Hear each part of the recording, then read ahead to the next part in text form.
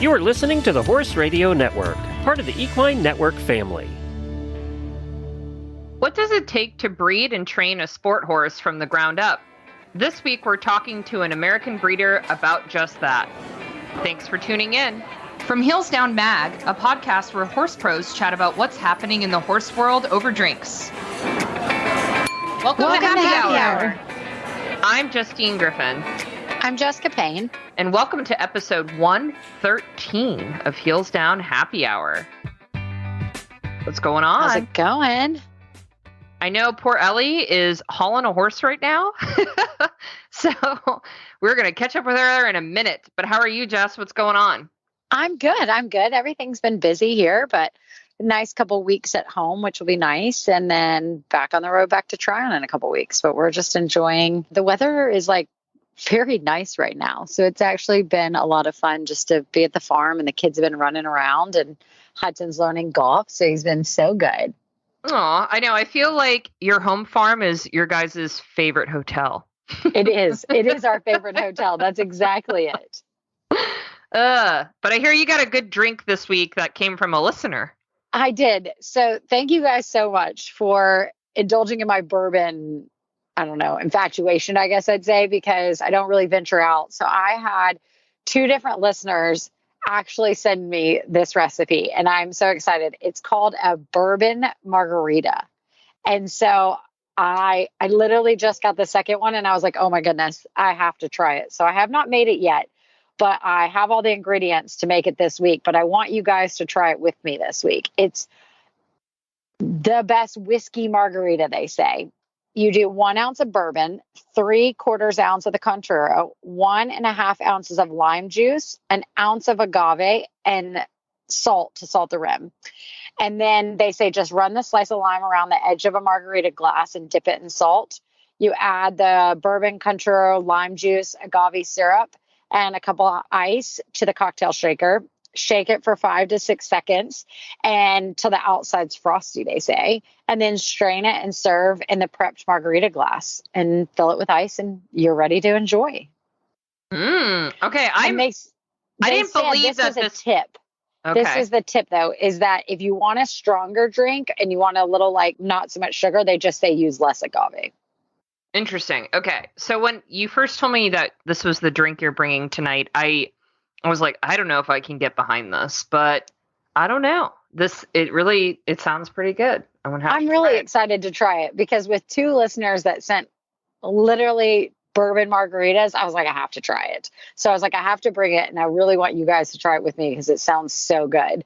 Because that's the same. So a lot of people do margaritas different ways, but this is the exact way I do my margaritas. And I actually do mine without the agave, like we talked about. And so I'm excited to try this with a little less agave, and it's a little healthier. I mean, it's a drink, so it's really not healthy. It's still got tons of sugar in it, but I'm really excited to try this as like a different bourbon drink. Definitely. Me too. This episode is brought to you by ClipMyHorse.tv. Clip My Horse is the live stream provider of equestrian sports and breeding around the world. And I hope you're as excited as I am for the CHIO Aachen World Equestrian Festival, which kicks off later this month and runs into early July, which will showcase world-class equestrian sport and a very special atmosphere. Jess, I'm super excited to watch it. We've got a bunch of friends going over in the show jumping and eventing. And it is one place. Doug went and trained there right before Tokyo. He says it's incredible. And so proud that Will Coleman's name is on the board. And I really hope an American can try to take over the show jumping and eventing and the dressage. It's all three in one venue, and it's pretty amazing. It is on our bucket list to go to, because it has been my all-time bucket list show to go to. I've only heard really amazing things. And if you're like me and you're jonesing to go and see it, I mean, Clip My Horse is the next best possible opportunity, because they will bring you all of the action live from Aachen right to your homes, wherever you can stream and wherever you have Wi-Fi. So you can tune in on ClipMyHorse.tv, and you won't miss a second of the world's best riders and horses competing in multiple disciplines for this very specific World Equestrian Festival. And the cherry on top is that we have a coupon code for you. Oh. So obviously, Jess and I have shared how much we love Clip My Horse and how it keeps us connected to horse shows going all around all over the world. Well, you can join us and by signing up for your own 1-year premium membership with 10% off by using this coupon code, which is HEELS, like the name of our show, HEELS 10 as in 10. So HEELS 10 will get you 10% off a 1-year premium membership after the first free trial month. And that is amazing. And guys, remember, when these big shows or any show is on, I love to just put it on my TV. They have an app for your TV or for your phone. And so you don't even have to like go searching. It's just like the, YouTube TV little icon we have or Disney Plus or whatever else. You just click on Click My Horse and it's got everything there. All right, and on to the news. Our news section is brought to you by the Heels Down Spark, the only daily equestrian newsletter. It's free. You can subscribe by going to bit.ly/sparkbyhd. All right, Jess, what you got for us? I've got some really cool news. So this past weekend was Bramham over in England. Right. And Pippa Funnel won the 4-star, and that's amazing, right? Props to her. She won the 4-star, the 4 long. She had a great show. But what's even more impressive is she's won it now 4 times over 4 decades. So she won it in 92. She won it in 2002. She won it in 2010. And now she won it in 2023. And that's just the depth of her competition and that she's still so amazing at the level is you just got to give it props. And it's like a feel good story that you watch this, take the title again. And it was amazing. Oh my God. It was so cool to watch. It was so fun to watch. I love Pippa. She's one of my favorites. Yes. But awesome. What do you have for news?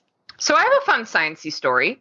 Equus Magazine, one of my favorites that do a really great job in the industry of like sharing research as it's happening, once it's published and how it's affecting the horse world.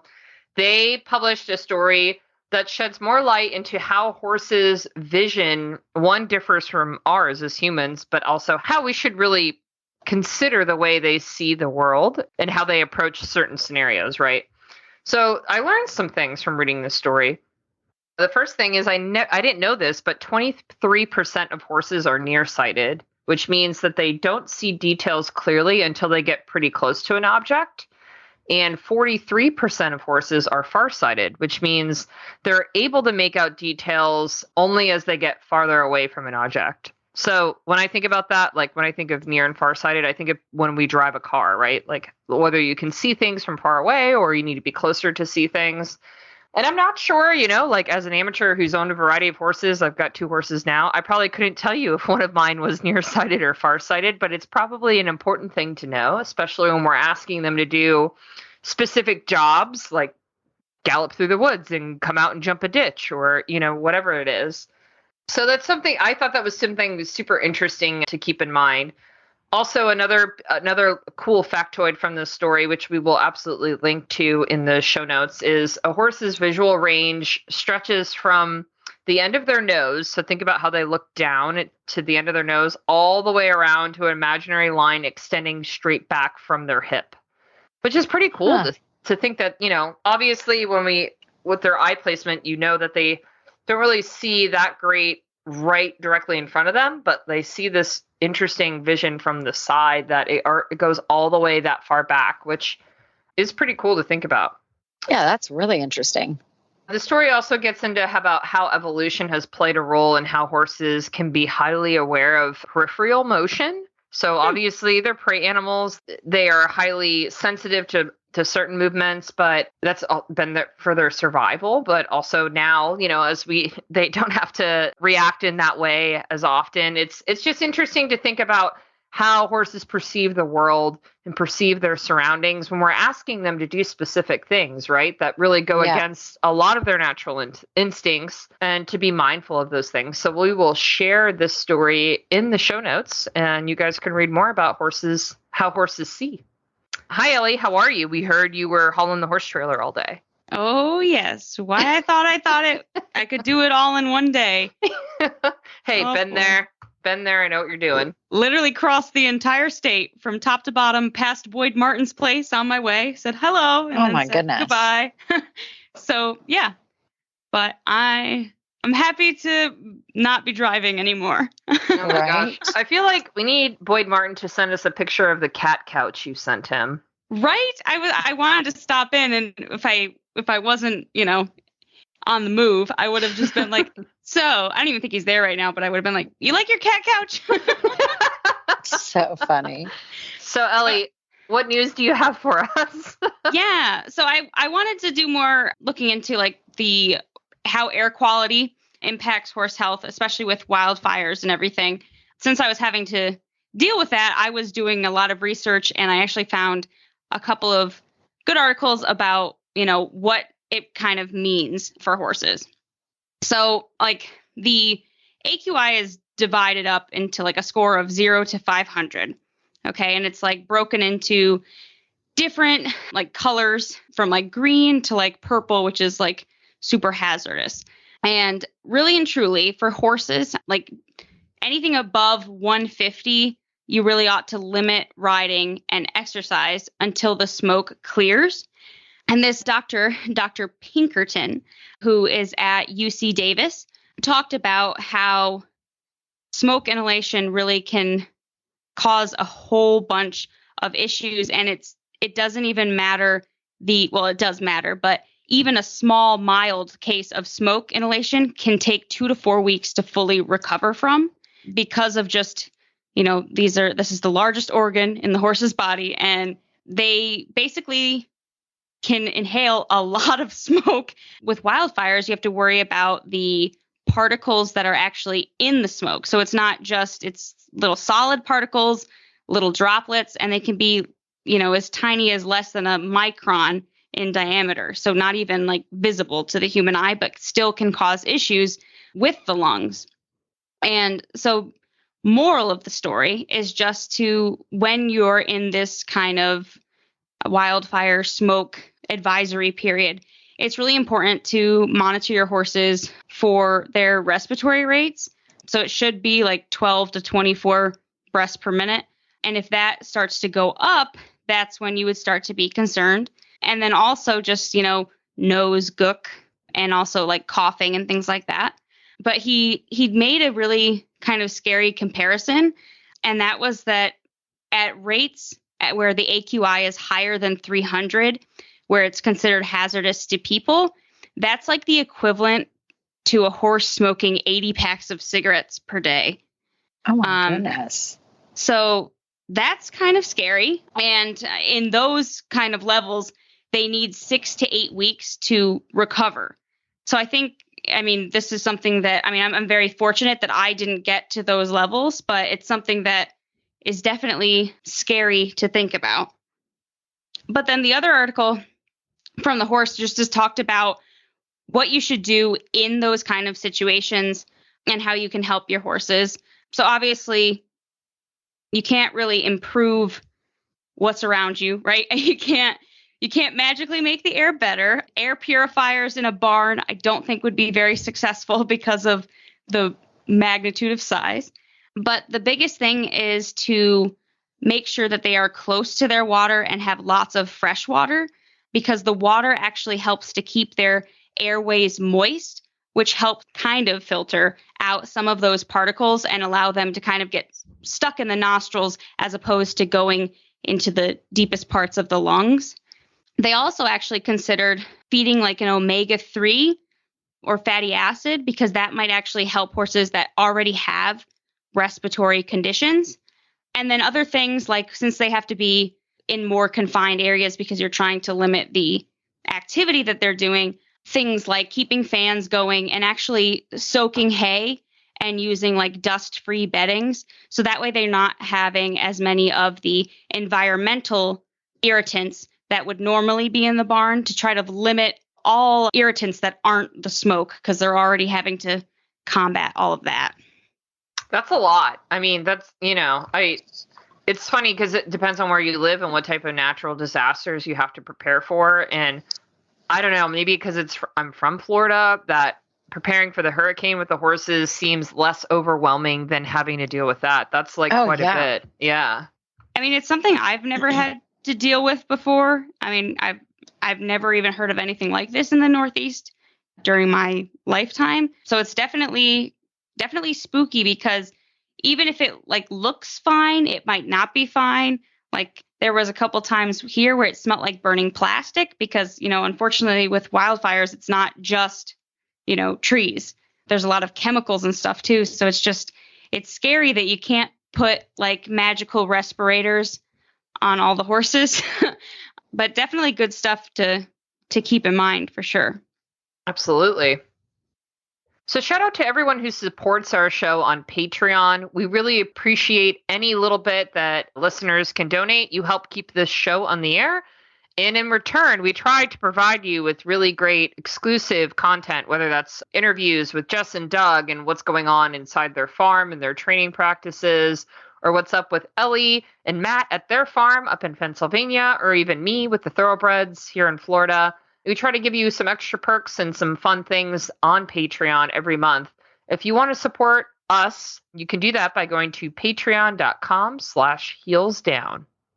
So guys, I thought we could pick up where we left off on the conversation about shipping boots, which we had in the last episode, thanks to a listener who sent in a mailbag. It got me thinking, as I'm preparing for the thoroughbred makeover in Kentucky, that's going to be the longest haul I've ever done, going through multiple states, obviously, from Florida to the Kentucky Horse Park. I thought it might be fun to share what your favorite tricks are, your favorite things to pack, what are your must-haves to have in the trailer for either a long or short haul. Maybe, Ellie, you want to start since it's top of mind? So for today, I did a total of 9 hours. It was four and a half there. I left my house at 3:50 in the morning and 4.5 back. So luckily Berkeley's, done those kind of drives. I mean, he's from Canada. He knows the drill. And he luckily had a nice 3.5 hour break between the two. So that was nice for him to stretch his legs and things like that. But so the biggest things that I do, and as somebody who's kind of cheap, I think the biggest thing, right, is you want to have access to be able to stop and give them water, because they obviously don't have access to that when they're in the trailer. And I actually use just the sealable 5-gallon paint buckets from Lowe's, because you can stick those tops on and they seal up real well. And they're way cheaper than having to buy one of the big water, either the stand-up ones that can go in your tack room or the flat ones that can go in the bed of your truck. And for me, I'm not hauling, a whole bunch of horses. I have a 2-horse trailer. So for me, if I just fill 2 of those things and then put them in the bed of my truck, that's what I like to do a little better, just because it's cheap and it's quick. But the biggest thing, and especially with Berkeley today, I always bring Gatorade, because sometimes when Berkeley's traveling, he doesn't really care for drinking water or for anything I do on the breaks. He's like, I just would rather you keep driving so we can get home. He's just over it. So having Gatorade or things horse quencher that can kind of encourage them to drink, I think is huge, especially for, long hauls.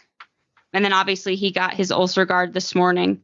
But yeah, I think those are my top things. In terms of, for me, I make sure I have I got sweet, sour, and salty things and water, because that way I feel I'm never going to get tired. Because I can always put food in my mouth. So that helps for me when I'm driving long ways. Yeah. So I love those tips. Yeah, those are really good, because I didn't think about the Gatorade's great. For us, we always have an extra halter in case something breaks. But then also the biggest mistake I did was years ago, I put all of my tire changing stuff in the very back of it. And then I packed the trailer completely full, and then we could barely get to it. So from now on, we actually make sure all we have a trailer aid and the, T looking thing that gets all the lug nuts loose and everything. We get all that super close, so that if you were to have a flat tire or whatever, you can quickly change it and then you can get in and out of that situation quicker than like having to dig it out because you've packed too much stuff. That makes sense. Yeah. I was going to say the Trailer 8 is my number one thing, and it's cheap. You can buy it on Amazon for like less than $40, and that will save you, man. You know, it's like so one of much those easier. things that you want to buy it once and not have to think about it, because like the day that you need it, you're going to be really grateful you have it, you know? Exactly. But I'm like you, Ellie. I have a cool, like tall standing water tank that I always make sure has fresh water in it. Yeah. And I like the Gatorade trick. I also use Gallagher's water. Oh, that's a good one. And I also like to give my horse before he gets on the trailer. I think we shared this in a news item before, that horses that have sort of a full stomach, like they've had a full meal before they get on the trailer, are less likely to have gastric issues while traveling. I like to give them either like a full bucket of water with electrolytes and soaked cubes, like alfalfa cubes or TNA cubes, or even honestly the Replenimash from Purina, because it's got a full serving of Outlast in it. If they can eat that before they get on the trailer, it makes me feel better that one, it's something sloppy where I've gotten water into them. Two, I've got something in their stomach that's keeping their tummy working. Because like Wyatt, for example, is no matter what hay is in the hay bag in the trailer, he never eats it when we're moving. He's just too much of a nervous guy during hauling that he never eats the hay, like where Michael will eat a hay bag in 45 minutes. So I like to make sure that they've got something in their tummy before they get on. My trailer is not one that has fans that are, like attached. So I've bought like cheapo plastic fans from Target that run on battery power just to keep the airflow moving in there. Just because Florida, it's hot. I think about them baking in the back of a trailer all the time. So keeping them nice and cool and comfortable. And knock on wood, I've been really lucky so far in my hauling that I've never had major issues, but I'm somebody who 100% travels with like the lug nut gun that you're talking about, Jess. And then also like 2 cans of Fix-A-Flat always, because you just never know. You know what I mean? You just don't want to get stuck. I'm also someone that has like a medical kit that is like my grab and go bag that's always in the trailer. It's the first thing I check for, which is got butanamine and generally a sedative of some kind, whether it's ACE or Dorm Gel, just like God forbid you need it. You don't want to be in a pinch on the side of a highway somewhere. Just something. Absolutely. And also, I always pack at least one extra meal, one extra bag of grain, one extra serving of hay, or bale of hay, no matter where I'm going, because you never know, especially if you're going far, like how close is a feed store going to be? I just feel like every time I pack that extra meal, I always end up using it, to be honest. So I always pack at least one extra. Yeah. And I think it's also good to mention, like, I mean, it's so important to have your trailer, like, floor and stuff inspected regularly. Oh, sure. And replaced. Like mine has the steel cross members and like the pressure treated wood floor. And like I get it replaced, even I'm kind of anal about it. I get it replaced even if they don't need replacing. I'm like, I want it like super sturdy, but that kind of stuff, and like checking your lights and things before you go, even if you checked them the last time, I feel like it always makes me feel better when I do a lap around and make sure everything is like completely okay. Absolutely. So our guest tonight is Dr. Elizabeth Callahan.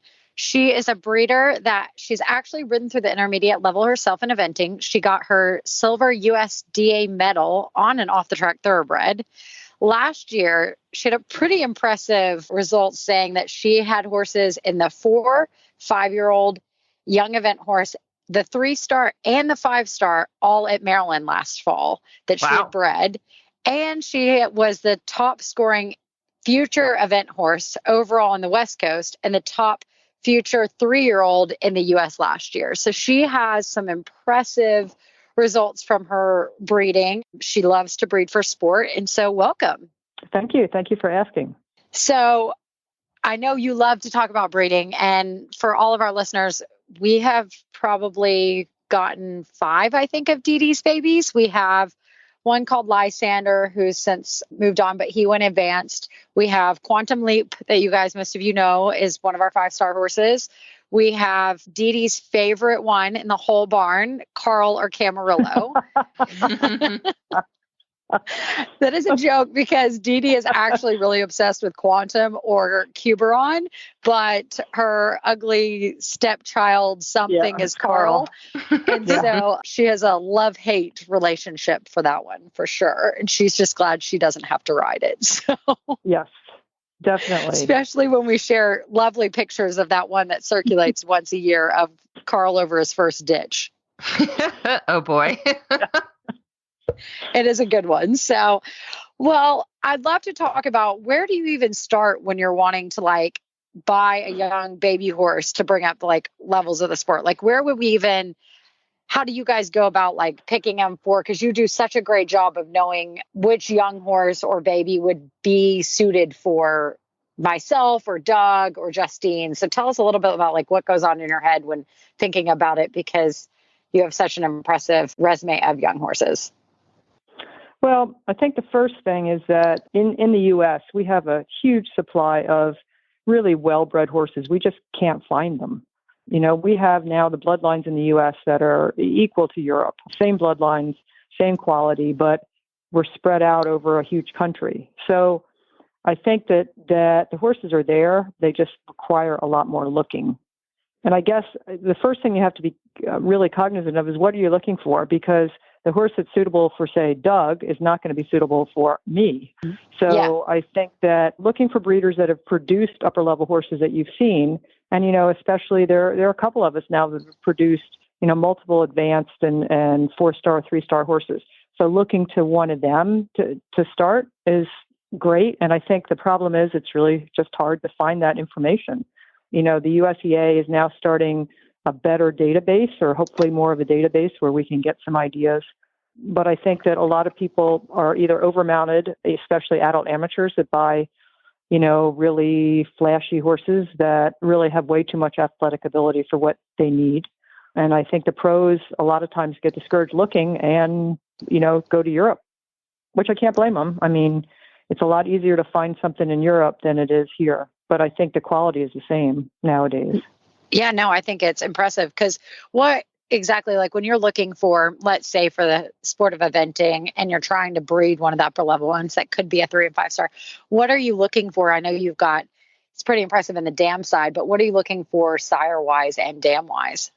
So I really like thoroughbred still. I still have a lot of thoroughbred, and I know the sport's changing. You know, we see horses that really don't have much blood still going 5-star, but I really still like a thoroughbred. So, you know, what I'm looking for in a thoroughbred mare is usually a distance pedigree, and there's some names that I look for in a pedigree, a distance pedigree, and a nice big framed, you know, rangy mare that's a super mover. And I think that part has to be, without question, really the most important thing, because, you know, thoroughbreds lack a lot of the elasticity, but you can find some really, really still good movers out there.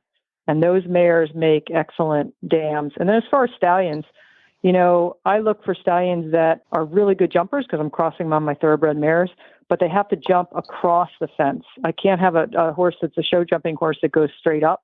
They need to jump forward. And it's hard to visualize that, but you need a horse that's going to go forward over the fence, not just up. We don't need the real careful ones that are 2 feet above the fence because they're going to lose time on cross country. So I'm looking for something that's got a good jump, good with his knees, and jumps across the fence. And when you see the difference, sometimes you watch some of these show jumping horses and you'll see they almost stall in the air and come down. They're 2 feet over, while you have others that kind of jump forward. So that's kind of a hard thing. You just have to go watch a few, and then you're like, oh yeah, now I see what that looks like. That's really interesting. Yeah, I'm an amateur rider, low level eventer. And I've had a couple of friends in recent years who, in order to buy, you know, a quality horse, they bought it young. So they bought it as a yearling or a 2-year-old and kick it out in the field at their own farm and then slowly start producing it. I know the Irish bred horses are very popular right now in eventing, and most of my friends have gone that route. But just curious if you have any advice for someone who maybe wants to buy a horse of that age range, you know, like a yearling or a 2-year-old with the goal to produce it themselves down the road. What would you suggest someone look for in a young horse when they're seeing that ad, when they're seeing the video of them on the ground with the, you know, still with the mare? Or I think it's a lot easier to look at foals than it is a yearling or 2-year-old. I think a yearling or a 2-year-old, good luck sometimes. Like Okay. the yearlings are most of them are so unbalanced. You occasionally will have one that really is still well put together.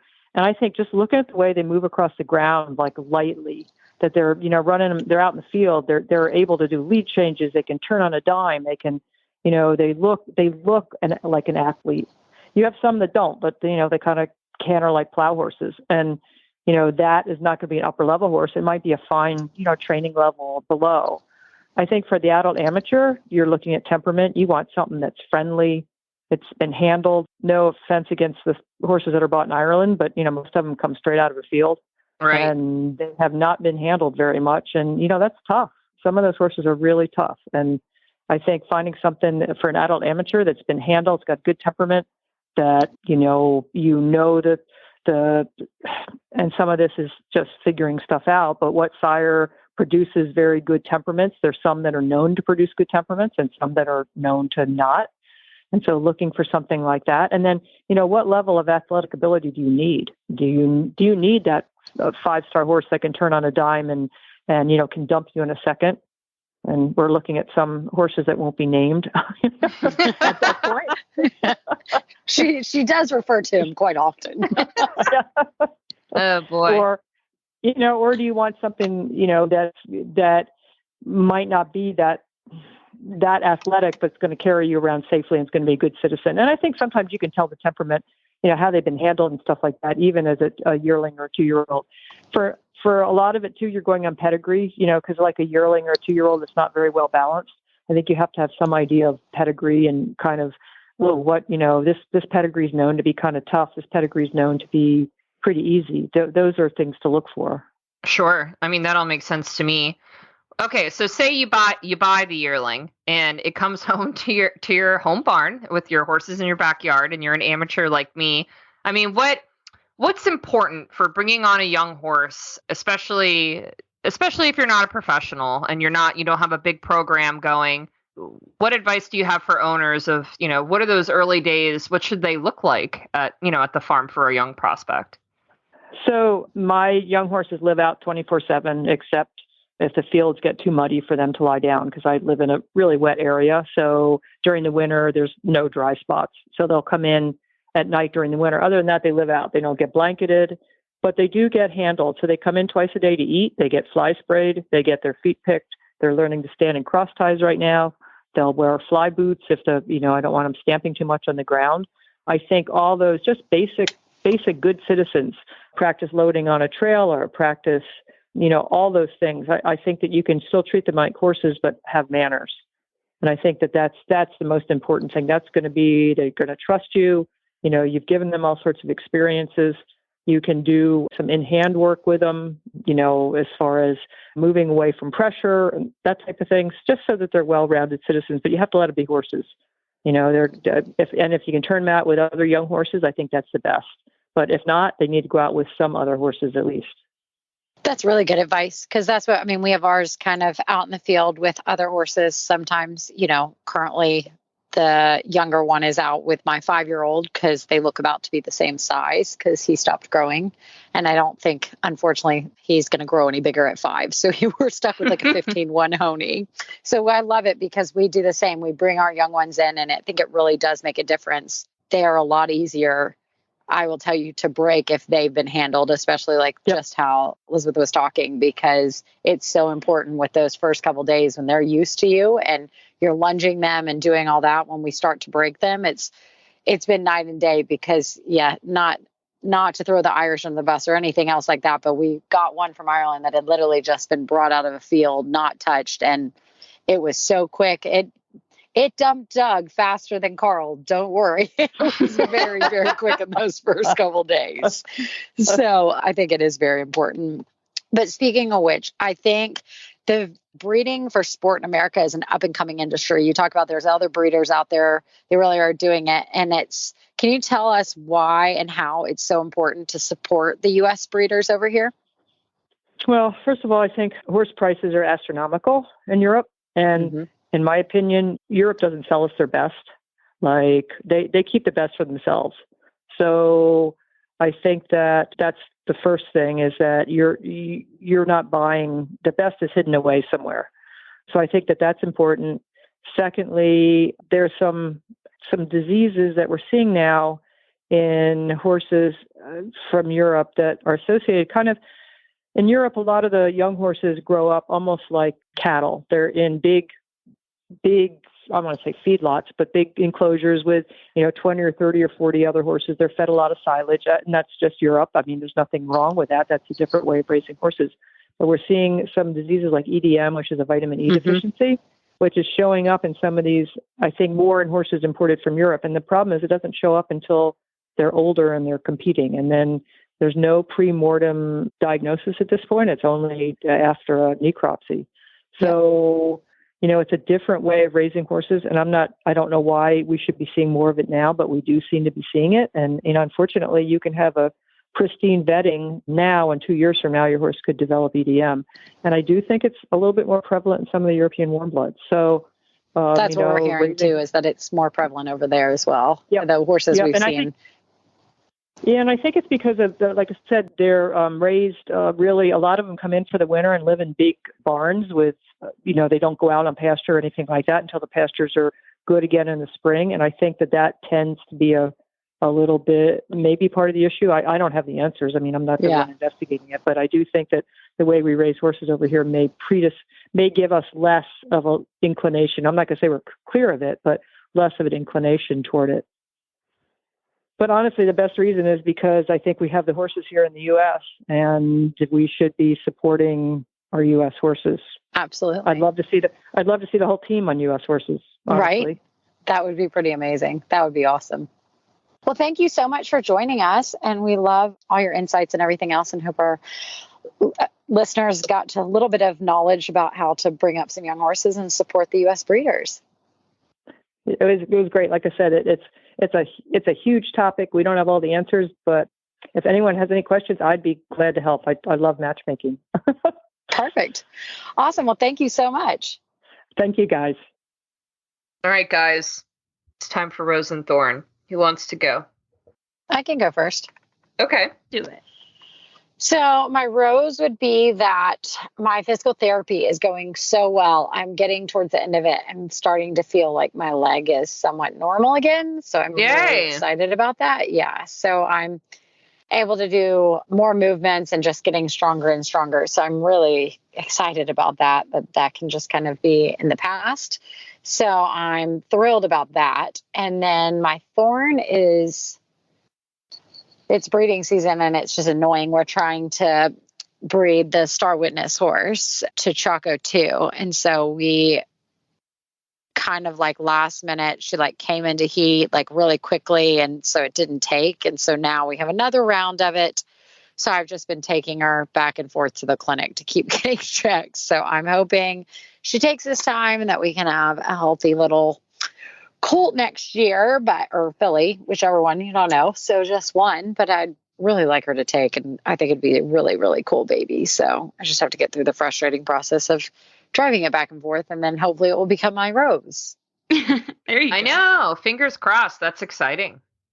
Jesse, what about you? Okay. So my thorn is that I'm a helicopter pet parent, and I leave tomorrow to go on this very long Asia trip, and I'm worried about all my pets. It's like giving me lots of anxiety for the first time in my life too, because like I've traveled all the time while having pets, but I think it's because we lost the Greyhound kind of suddenly in January, and Mikey's injury that I don't know. We've had a lot. Yeah, I've had some things in my life lately that now I'm like, oh, this is a long time to leave everybody. But I will say that my rose is that I am very lucky to have a wonderful, close-knit group of people around me that are going to take care of everybody. And I shouldn't be worried because they're wonderful and totally qualified. And I know they're going to treat all of my animals like they're their own. So my brain should relax and I should enjoy my trip and everybody's going to be fine.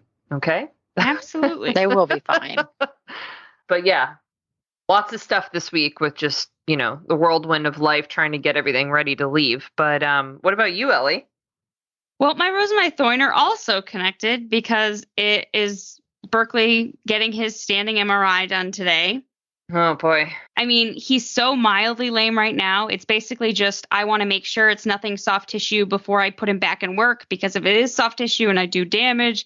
Anyway, I'm just triple checking that everything is good. No, that's smart. That's the way to do it. Yeah. And my rose is that he was such a good sport for the entire, I mean, obviously I've never been present for a standing MRI, and the whole process was really cool and just such amazing technology. And Berkeley was such a gentleman about it. And they were talking about how most horses don't stand as well as he does. And I was like, well, he is half draft, so I'm sure that probably helps. But my thorn is that it took 3 different clinics. I got denied by 2 different clinics for a standing MRI, saying that his feet were too big for the machine. And just immediately dismissed, yeah, he's not going to fit. And they didn't even ask me for the measurement of his foot. They just heard draft cross, and they just I gave them more information. They were like, no, we won't do it. So you probably ought to just do the one under general. And so, being the kind of annoyingly advocating pet parent that I am, I called the company that makes the standing MRI machines. And I spoke to the people who actually train other doctors on how to use the MRI machine. I talked about all of his hoof measurements and everything. And lo and behold, he fit like a glove. Perfectly fine. That's perfect. So I just I feel both pride in that, but also sad, because I hate to think that other people who are nervous about putting their draft crosses, especially, under general anesthesia when they don't have to, I feel bad that they might be immediately getting dismissed for something that is possible just because, they don't want to work through it with you. So I was really grateful to have found this amazing place right in Cochranville, PA.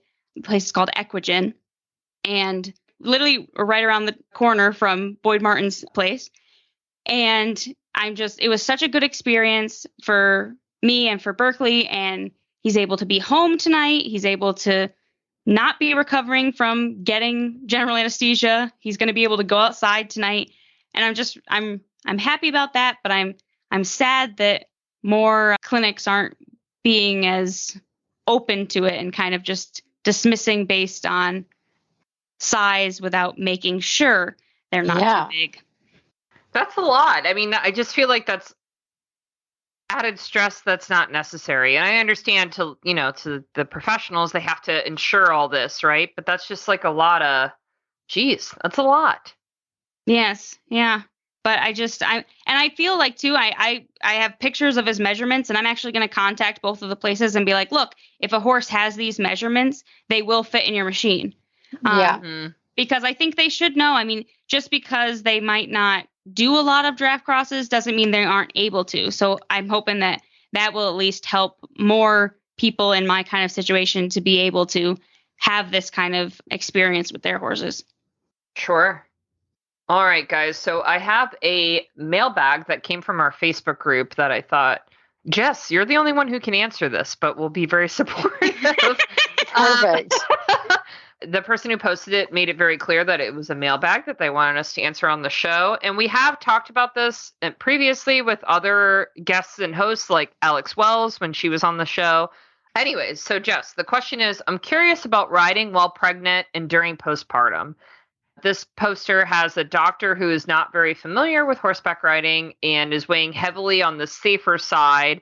But obviously, we know there are plenty of women who have ridden until they were 8 months pregnant, right? And so I know you've talked a lot about your own experiences and how you rode when you were pregnant and when you decided to stop. But maybe we can refresh listeners' memories and if you have any examples that you think would be helpful for this person who asked. So I think it is important. My doctor was not a horse person at all. And she was very clear, okay, look, I'd like to ride and I'd like to keep it as safe as possible.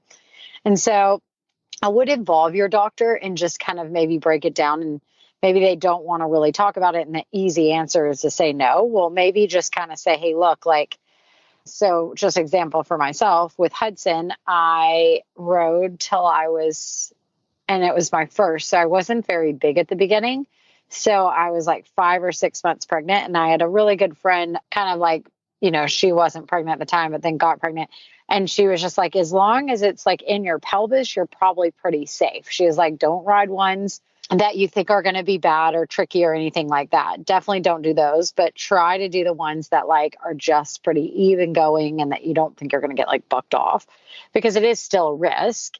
And so I rode, I think I was 5 or 6 months pregnant when I stopped with Hudson, because it was still like in my pelvis. So I felt that was safe. And my doctor was like, you're totally good.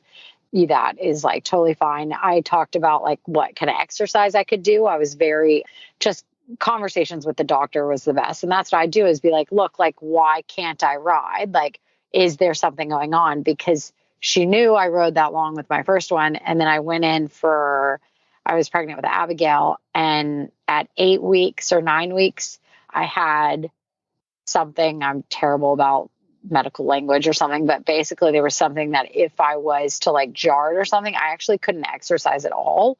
And so it was a risk for a miscarriage. So I didn't do anything. And then at 12 or 14 weeks, we had already hired 2 girls to come in and help ride and everything.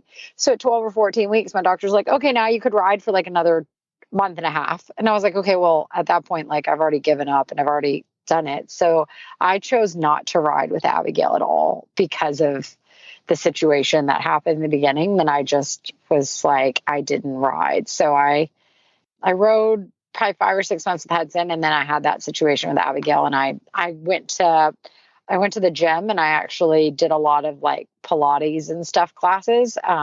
Aiken yoga actually was amazing. So I go to classes there almost every day, at least 5 days a week. I would go to classes, and I did that until I was like, like weeks before I was due, basically. And so I just had a conversation with my doctor, and the Aiken yoga had a very, 2 of the instructors were very good with dealing with postpartum and people in being pregnant and exercising. So they actually did a lot of modifications to my workout.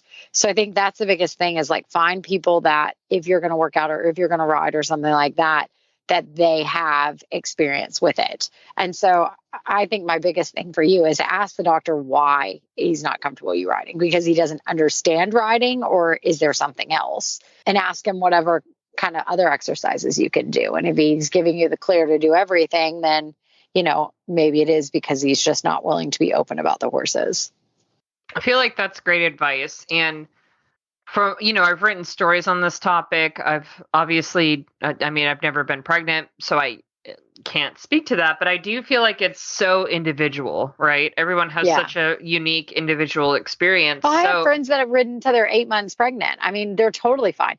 My doctor wasn't comfortable with me doing that. And so we came to terms that 5 or 6 months I would stop. And, I couldn't go to she'd let me fly in the airplane and go all over Europe, but I couldn't go to Peru because of Zika. So there was lots of conversations about my travel, about what I couldn't do. And so I think she had to become kind of open about it. And she was very amazing to listen. And that's why I love her as a doctor.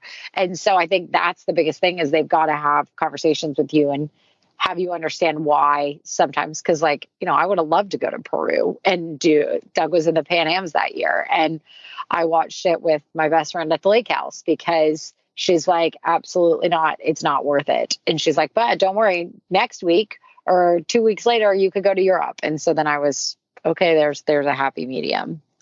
Right. No, I think that's great. I think it was Jessie Phoenix, who we've had on the podcast before, who I always admired how open she was about how hard her pregnancy was for her. She was somebody who was like very sick, through her pregnancy. And I think just the more women are comfortable sharing their experiences, the better it is for all of us, right? Because we learn something from it. So my advice is just to echo what Jess has to say, of talk to your doctor, but also talk to your riding friends about it. I think you'd be surprised at what some of your friends who have gone through this themselves might have to say. So if you want to ask us a question and have us answer it on the air, you could always send us an email. Our email address is hello@heelsdownmedia.com, or you can join our Facebook group. It's the Heels Down Happy Hour Podcast Lounge. And if you want to hear more from us, you can subscribe to the Heels Down Spark, the only daily equestrian newsletter, by going to bit.ly/sparkbyhd. We want to say thank you to our partners this week, Clip My Horse TV. All right, guys, that's a wrap. Cheers. Cheers. Cheers.